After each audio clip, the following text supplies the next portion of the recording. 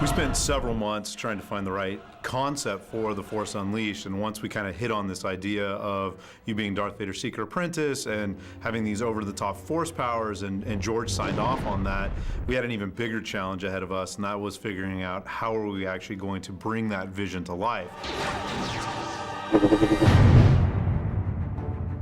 The power of the next-gen systems has allowed us to integrate 3 very complex and robust simulation technologies into The Force Unleashed. Havoc is a technology that we used for our underlying physics system. It's a very robust physics engine that allows us to move a great number of objects on the screen at any given time. That's one part of the 3 different physics simulations that we're bringing to bear on The Force Unleashed. Euphoria, which is one of the new technologies that we're integrating into the game, is actually true biomechanical AI. Euphoria is the tech that enables us to take an animated character, and when something unexpected happens or when they're being picked up into the air, they actually can reach for things, and it's second nature to the character. They have a sense of self-preservation, a sense of awareness, and what that does for the player is it ensures that no 2 reactions are ever the same. If you're using the Force to grab a crate and you want to slam it into a Stormtrooper's face, for instance, what's he going to do? Well, he has Euphoria, which is behavioral AI. So he could duck the crate, he could dive out of the way of the crate, he might even grab onto the crate. You never know how they're going to react, you just know that they are going to react. The other new technology that we've integrated into The Force Unleashed is digital molecular matter, or DMM. DMM is a way of simulating the substance of objects, sort of pretending that they're molecules, so that instead of moving parts, you have the material that it's made of. Things actually behave like they do in the real world. Glass will shatter like glass, metal will bend like metal, wood will splinter like wood. And that creates very authentic and interactive environments and ensures, again, that you don't see the same thing twice.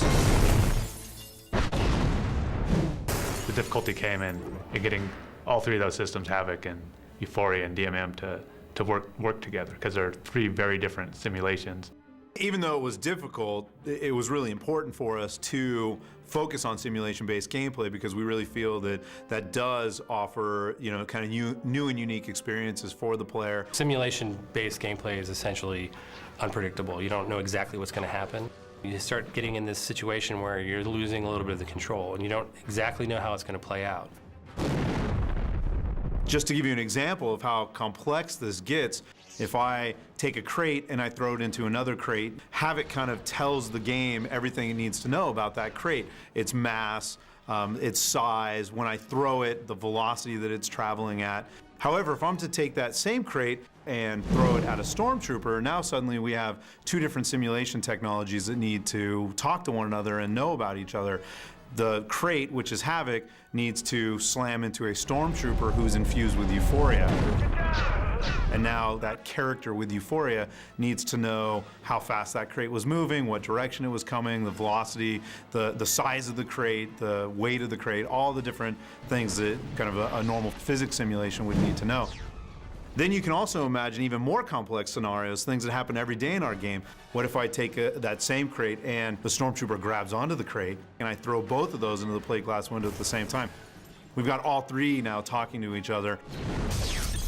It's been a huge, huge challenge to get those 3 simulation technologies to talk to one another, but now that we have it working, it is resulting in new and surprising and unexpected things.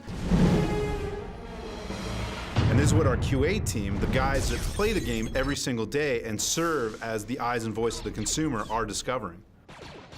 The game is doing such a fantastic job of really bringing players into this Star Wars universe in a way that I think we've never really been able to do that previously with previous generations and without this kind of DMM and Euphoria tech.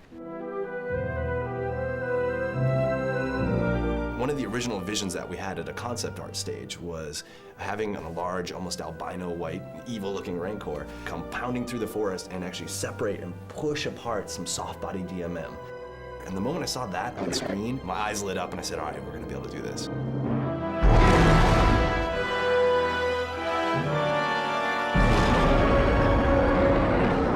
point right now where all these kind of pieces of the game are coming together, and it is creating this really kind of cohesive, authentic Star Wars experience. When the player steps into that world, this is going to be the first time that they stop and go, oh, I'm in Star Wars. I think there's just a ton of moments in this game where you kind of play and you get this really full kind of idea of what the Force is.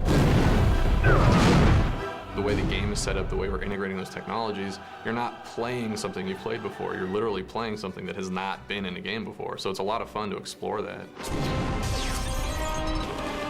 I think that when you finally pick up the controller and you're actually immersed in this game, you're going to feel like you are in the Star Wars galaxy, that you are inhabiting this character of Darth Vader's secret apprentice. And that's an end result of us bringing together all these technologies and all the hard work of so many different team members and so many different disciplines.